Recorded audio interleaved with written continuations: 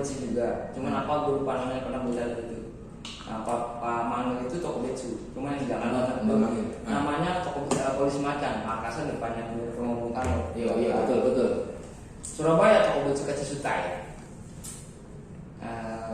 Ini yang dari awal yang suka dibanggakan sama Polri sama Brimo. Mereka pelopor gitu. Memang pelopor. Iya. Kenapa dia bentuk resimen pelopor? Karena pada saat dibikin buku, ada namanya buku resimen pelopor. Terus gue pernah posting, karena memang judulnya itu resimen pelopor, pasukan itu yang dilupakan. Tiba-tiba ada. Itu dulu siapa yang membuat buku ini? Anak Menpor juga. Oh iya. Terus kan gue posting nih. Nah, ada orang marinir lah, entah ada di Jakarta, Kopaskan ngomong, jangan suka sebut-sebut versi Menpor. Loh, abang, memang judul bukunya itu. Resimen pelopor, pasukan elit yang terlupakan. Oh, judulnya emang itu. Dan saya tidak menghapus buku karena tulisannya memang itu. Resimen pelopor, pasukan elit yang terlupakan. Gimana nggak elit? Dia lengkap kok. Oh iya. Kalau pendidikan parahnya ada, lengkap infanterinya ada. Para tuh dia punya latihan terjemahan ada. Yang pertama didukung secara resmi persenjataan, ya itu. Makanya belum TNI modal sendiri. Makanya apa ya, agak banyak. Nah, pada saat sebut-sebutan siapa yang suruh memberontak angkatan darat kan TNI lah terutama. Itu suka sindir. Kita kan begini karena memang ada alasan, Nah, polisi langsung selalu balikinnya gitu. Satuan kita adalah satuan yang tidak pernah berkhianat kepada bangsa dan negara. Catatan itu. Nah, itu yang dibanggakan. Tapi nggak masalah. Gua kira, gue balikinnya gini. Ada cerita bahwa selama ini orang anggap CPM lah yang awal presiden. Gue bilang enggak. Ring satunya itu Brimob. Brimob ya. Iya. Mangil itu Brimob. Pas pampres itu. Jadi pertama, cuma kan akhirnya sama ada kesan sama Pak Pamer sejarah Brimob dihapus. Nah terus gue bilang nggak bisa Pak. Dulu ada namanya DKP, Detasemen Kawal Pribadi. Jadi itu seluruh anggotanya mau beri. Komandannya Mangil. Ring 2 boleh yang lain, boleh tapi ring 1 harus mereka. Boleh Kopasket, boleh Marinir, boleh yang lain. Tapi ring 1 yang di Detasemen Kawal Pribadi itu cuma Brimob. Dan itu Mangil bilang kalau mau dibubarin kita bubarin, Bapak bikin sendiri. Tapi kalau memang Bapak masih dikawal kita, masukin kita di lembur, kita di Cakra, tapi kita tetap ring 1. Nah bukan boleh. Oke.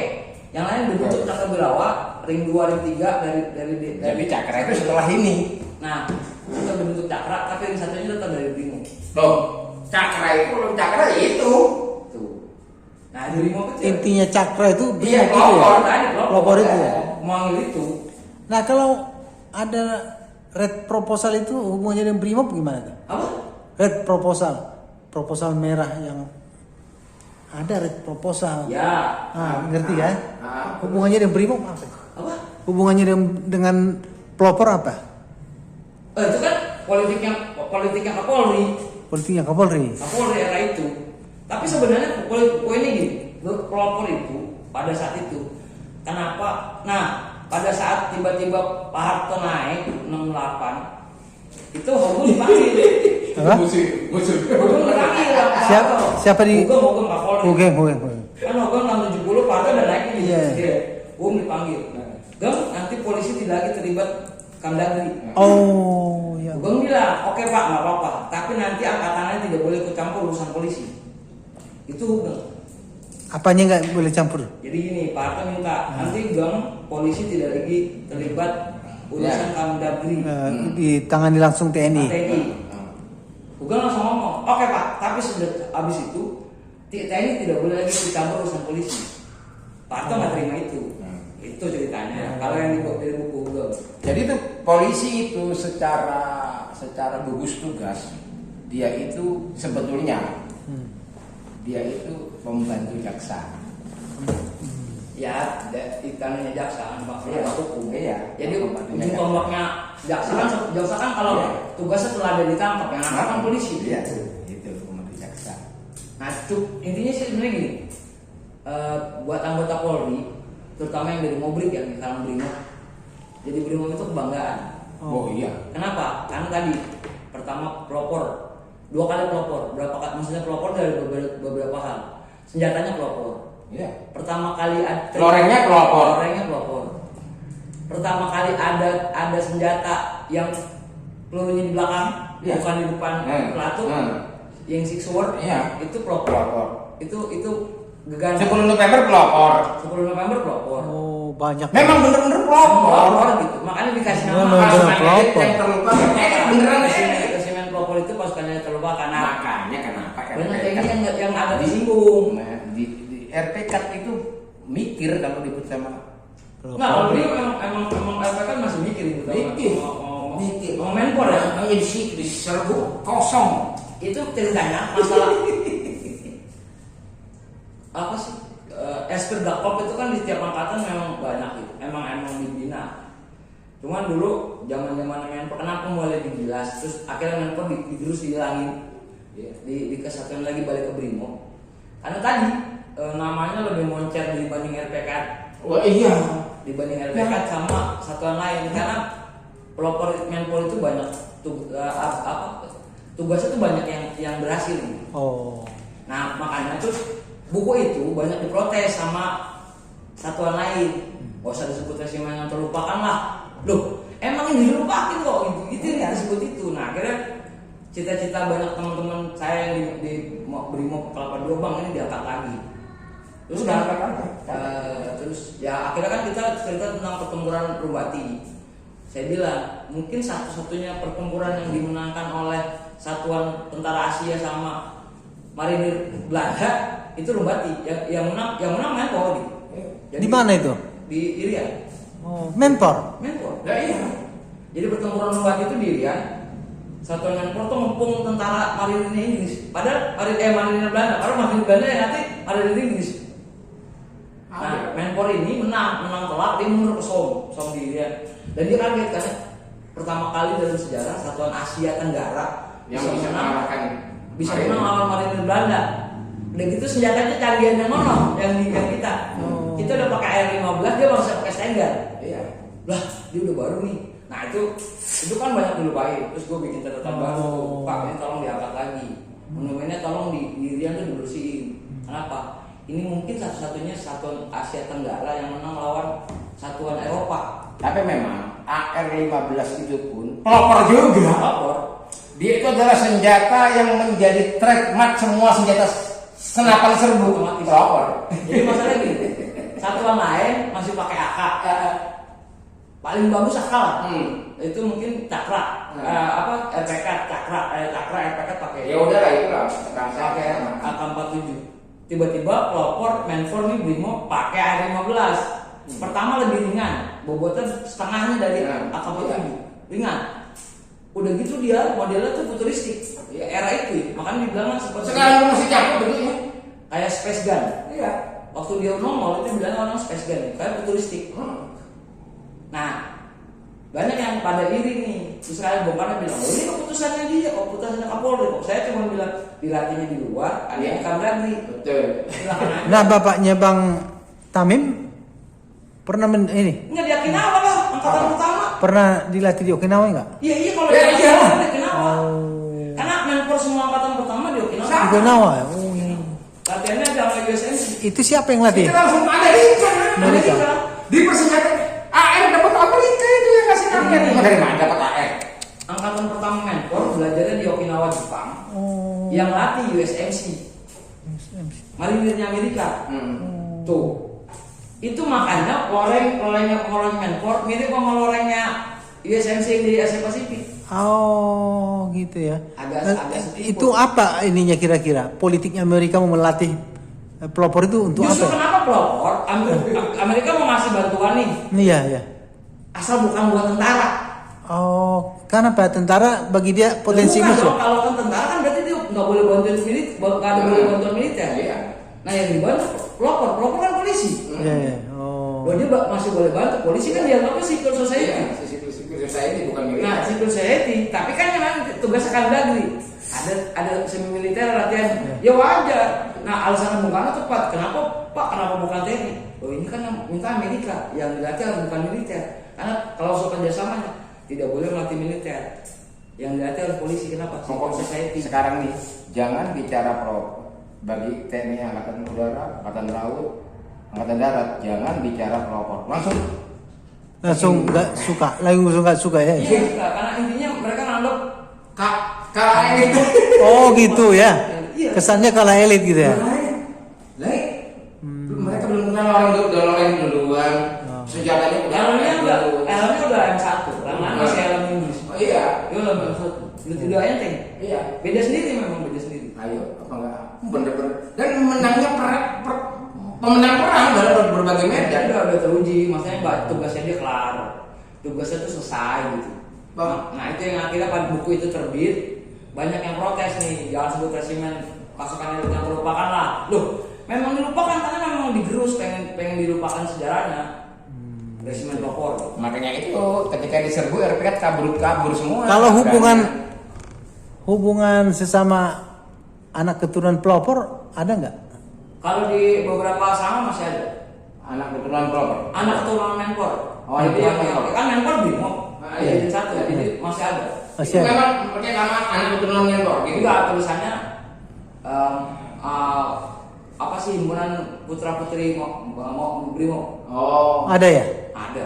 Bang, Kalau beliau ini nggak mau. bapaknya kan berarti angkatan pertama. Saya angkatan pertama yang terakhir, angkatan kedua terakhir meninggal itu orang Ambon. Itu populasi itu yang ikut penumpasan Karung Saka. Jadi betul. Di mana itu Opa itu terakhir domisilinya? di asrama Brimob Cilincing dekat rumah. Kan depan rumah ada asrama Brimob. Asrama Brimob yang di rumah Pak Yasin di sekitar Jakarta buat menangkal di TNI itu. Teman-teman masih ada Apanya? teman-teman dia masih ada yang hidup. Udah nggak ada, dia doang itu terakhir. Jadi dia udah meninggal. Habis. Opa itu cerita, saya ini dipindahin ke barak ini. Angkatan 2. Angkatan kedua. Oh, bertemu berarti itu. Apa kata dia? Opa itu bilang dulu Pak Yasin itu nangkal buat supaya DITI tidak masuk ke Jakarta. Itu membangun asrama-asrama Brimob di pinggir Jakarta. Wih, canggih orang dulu. Asrama Pulau Gadung. Dulu kan pinggir Jakarta tuh. Asrama Cililitan. Asrama Cilincing. Asrama Brimo. Iya Brimob. Angkatan 2 itu kan berapa? 65, 68. 68. 65 mau debat angkatan. Oh, pas kejadian nggak jauh dari kejadian RPK. Jadi ceritanya itu caranya Pak Yasin untuk menangkal jangan sampai DITI masuk Jakarta. Di tiap pinggir Jakarta dibangun barak-barak milik barak-barak Brimob. Cilincing, Pulau Gadung, Cijantung, Pasar Rebo, kan ada asrama Brimob Pasar Rebo, Cililitan itu dibangun asramanya gitu. Jadi supaya kan dulu luar kota posisi. Penyekat ya. Iya. Enggak, aku kembali ke tadi. Kayaknya tadi Mayor siapa tuh yang Mayor Laut ya? Yang beda. Oh, Mayor Abdullah. Ya, Abdullah. Orang Gorontalo terus selama di Surabaya itu jadi tukang beca. Itu terverifikasi memang. Ada makamnya kok di Ambon. Dia pas 10 November dia sudah jadi apa belum? Belum jadi. Oh, Dia jual. Iyalah kalau begitu, paham aku. Aku tahu, kirain udah jadi. Kan belum ada tentara pas. Makanya. Mayor. Waktu dia gugur, dia udah jadi selesai sekolah. Oh, satu rating sama. Ada fotonya, Mayor Abdullah. Iya. Mahal di Surabaya. Satu ratingnya Teguh Martam dia. Mungkin. Tapi kalau waktu makam kan pengusaha. Iya. Dia ini ceritanya dulu kenapa direkrut sama Imam Sujai? Karena anak buahnya waktu pertemuan Surabaya, anak buahnya tukang beca banyak. 400-an. Sujai Preman Senen. Iya, yang Preman Senen. Enggak, Imam Sujai komandan Untung Suropati Jawa Timur. Oh. Cikal bakal Kodam Brawijaya. Pernah menelusuri keluarganya Teguh Martam? Pernah? Markam. Dapat semua anaknya? Enggak semua. Yang dapat yang siapa? Yang nomor 2. Sekarang ada di mana? Ada di Jakarta. Jakarta. Di daerah Cilandak. Tapi memang. Oh, yang kemarin itu sama si Jokowi. Bisa jadi. Iya kan? Kalau nggak salah setahun yang lalu. Tapi itu kan juga kenapa saya bilang gini ya, Kira. Ini sorry ya. Tidak semua pejuang zaman dulu seperti murni seperti diberitakan. Iya. Saya ngomong apa adanya. Toko makam mungkin juga ada indikasi melakukan korupsi gitu. Tentara itu markam. Bukan pengusaha. Tentara. Tentara. Tapi kan dulu nggak mungkin kalau nggak punya pistol nggak boleh jadi pengusaha. Jadi toko markam itu Di Bang Monas itu kan? nanti cari terus, gali terus. Toko markam anaknya udah dapat, dia punya anak angkat. Nah, baru tak akan terkejut siapa anak angkatnya. Jadi toko markam itu sukses ketika dia Anaknya tahu nggak tuh? Dia punya anak angkat. Nah, ada satu yang paling bungsu yang tahu. Sudah sempat satu dan difoto bersama dengan sang tokoh itu. Nah, oke. Jadi toko markam itu Oke. bisnis senjata. Oh, bisnis senjata. Karena Selat Malaka itu tempat Iya. penyeberangan senjata, penyelundupan. Kayak John Lee gitu. Iya, penyelundupan senjata. Nah, itulah bisnisnya toko markam pertama kali dapat duit banyak dia karena itu kan militer Indonesia kan butuh senjata. Iya. Udah meledak dia uang di situ. Terus kemudian proyek kedua Land Rover. Masukin Land Rover.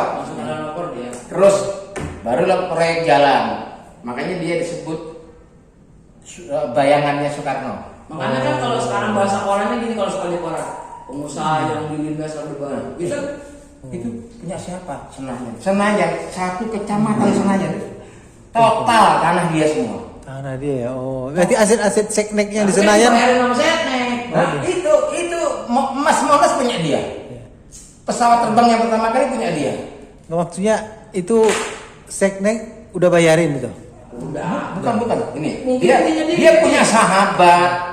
Dia ngambil tanah duluan sebelum negara ambil. Iya, dia jual kan. Baru jual negara. Ya, Kan kayak IKN lah ya. Dia punya sahabat dan teman dekat, Daniel Arifin. Oh, oke. Inilah Daniel Arifin yang menggerogoti menjadi cepu. Betul nggak? Yang jadi Usaha itu satu tentara yang ditolak. dialah yang merebut PT Sarkam dikuasai oleh Soeharto dirombak menjadi PT Berdikari, perusahaan BUMN pertama kali. Betul nggak? Nah, sekarang nanti kalian cek Teguh Markam punya anak paling bungsu, akrab dengan anak angkatnya Teguh Markam. Masih punya aset, Teguh Markam masih ada asetnya satu tersisa di Bali, hotel Bali. Ya kan, kalau mau tahu aku cari foto Hotel mana bisa dua? Yang zaman Pak Karno. Pokoknya itu hotel sering kunjungi Mas Soekarno. Oh iya. Yang di mana? Sukabumi. Nusa Dua. Oh, Nusa Dua. Oke. Sehingga ini ya.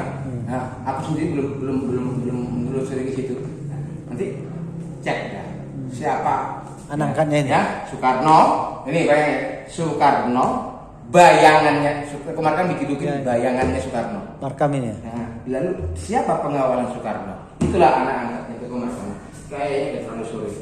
Siapa itu? Itu yang SMP bukan? Ya. Aku permisi dulu ya. Oh. Oke, ntar bagi. Bapakku dulu. Fotonya ya. Ya, bapakku dulu. Siapa namanya tadi kita ya? Said Mul. Bapakku dulu SPN Tanjung Kasau. Sekolah masuknya dari Tanjung Kasau. Ya. Nah, kontak dengan disuruh masuk itu atas permintaan kemerdekaan. Oh. Karena Soekarno membutuhkan pengawalnya mbahnya pengawal. Nah, setelah SM Pardede, pengawal presiden yang paling dipercaya baru sekarang siapa? Albiner Sitompul. Nah, dengar nama Albiner Sitompul nggak ya? Densus. Yang mau nembak Prabowo di lift. Hah? Yang pas dia istana. Ya. Waktu Prabowo Ya. dipanggil Habibie. Ya. Oh. Dia yang mau nembak Prabowo. Albiner. Yang Prabowo pistol suruh taruh. Iya. Albiner ini siapa pengawalnya Habibie? Loh, Dia ini dulu orang kepercayaan. presiden lah. Oh gitu. Oh. Nah, yang jadi sekretaris militer Pak Habibie lagi itu Opung. Segmennya Opung waktu itu. Seknilnya Opung. Opung pernah sih segmen? Dan justru anak Habibie itu banyak kerjaan sama Opung karena seknilnya Opung. Betul. Albiner siapanya abang? Nah, itu dia makanya Jokowi pusing dia. Saat Jadi nah, biar tahu ya kasih visi. Jadi Albina itu fitnah. Kemarin dia terakhir sebagai kabiro pers istana. Ya. Itu hanya samaran. Oke. Harusnya yang tugasnya dia tuh mengawal Jokowi, tapi dia nangis kok. Oh. Ya kan? Ternyata ketahuan dia pernah. Kontakkan sama Bang Tamim. Ya.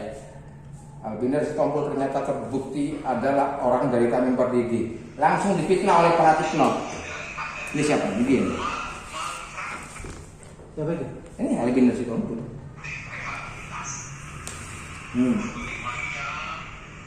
Pendukung setianya Tamim Pardede.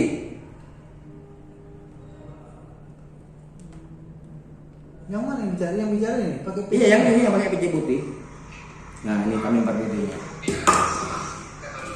Dia yang masukkan aku ke dalam istana pas pampres yang lainnya. Iya. Gak bisa ngomong. Duh, Tamim kok dibawa masuk ke istana? Dia lah orangnya.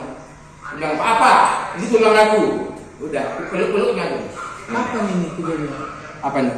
Ini. Acara. Ini acara pas ini 4 tahun yang lalu.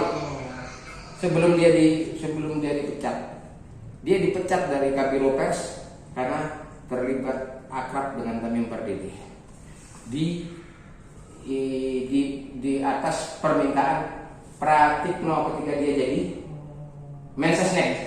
Jadi Pratikno sekarang berkuasa penuh ya? Dia itu. Iya. Dia. Modelnya kayak tuh. Iya. Dia penguasa Iya. ini. Saya duga juga udah lama ini istilahnya. Penguasanya ini. Iya. Gini loh modelnya. Kan ada orang yang nggak suka jadi Dalang, kan? kaya, mendingan jadi dalang. Iya. Udah gitu aja. Sekarang sebenarnya dia terbukti PKI. Ya iya.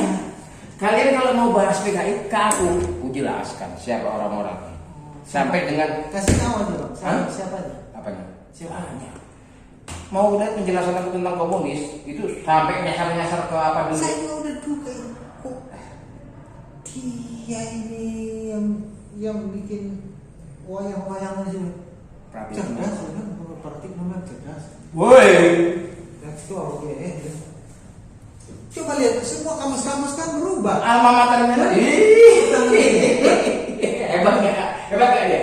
Dia yang memberikan ide rektor harus atas Presiden. ya. Gila. Apa enggak berkembang. Wah, sudah. Kaya dong sekarang gara-gara. Hah? Kaya nggak? Menumpuk kekayaan nggak? Kalau mau ada sisi khusus membahas tentang komunisme, aku akan bagi kira-kira 30 tahun 50 tahun sebelum G30 SPKI sampai yang orang-orang kan nggak ada yang sadar tapi dengan detik ini mereka hanya membatasi peristiwa PKI itu G30 SPKI. Ya. Orang-orang nggak sadar si bodoh-bodoh padahal lepasnya Timur itu komunis, betul nggak? Lepasnya Timur itu satu Andini Budiman Suyatmiko ketika Ya. dia PRD masih di Australia, ya kan dia yang angkat Timur Merdeka, cari modal untuk 98 memang butuh duit dong, ya kan 98 butuh duit, dari mana dapat duit? Dari membebaskan Timur dapatlah uang untuk meledakkan 98 langsung keluar dari Botden. Aku lengkap detail, ya kan? Keluar dari Botden begitu Timur Merdeka dikasih duit sudah ledak 98 jeder, ya kan? Siapa biang geroknya? Sanana dari partai apa? Pratilin haluannya apa? Komunis. Makanya komunis itu memang laten. Timur ini sekarang Papua siapa yang bergerak? Komunis juga, komunis Filipina. Iya, komunis Filipina yang bermain di Papua ini. Bukan komunis Australia. Bukan, komunis Filipina. Komunis Australia itu cuma partai buruh. Gak seberapa apa. Beberapa berkuasa. Yang seberapa berkuasa. Asetnya nggak banyak. Tapi kalau komunis Filipina memang benar-benar gerilya di hutan militer. Tuh, kalau mau kaji masalah komunis, ini si siapa? yang wartawan yang timur lapangan peristiwa Santa Cruz siapa itu wartawannya namanya lupa aku namanya Mana yang mau kumis? enggak yang bule Oh, gue lupa itu orang Amerika. dia orang Amerika itu komplotannya dari sana dari Eropa sana Ceko yang ternyata dipimpin oleh seorang komunis wanita pemimpin komunis sekarang komunis dunia dipimpin seorang wanita di Ceko Sekarang ini. ya dia yang memimpin sekarang pergerakan komunis dunia itu dia bukan Soviet bukan film dia ini orang dulu pernah ditangkap sama DI Panjaitan ayo siapa Sekarang dia pimpinan komunis. Hah? Sekarang dia pimpinan komunis sekarang. Si yang ditangkap sama Dunia dia yang dia lah pokoknya yang apa internasionalnya. bukan Putin bukan juga Xi Jinping si Jinping nggak Putin kecek-kecek Ini ditangkap siapa? Di Panjaitan. jadi banyak itu pernah nangkap dia jangan sangka ngeri Di mana ditangkap? Di Indonesia. di Indonesia dulu waktu zaman apa Zaman Orde Lama. iya Sebelum beliau meninggal lah. Padahal memang dia masih hidup dia perempuan Masih ya? tapi sekarang sampai sekarang masih hidup itu kalau diangkat kebetulan bapak aku sumber untuk mengenai komunis sumber aku banyak sekali bukan bacaan aku 3 tahun di Korea Utara aku 3 tahun kerja di Korea Utara tahu banget bicara komunis aku bukan katanya aku 3 tahun hidup di negara komunis bekerja di sana sebagai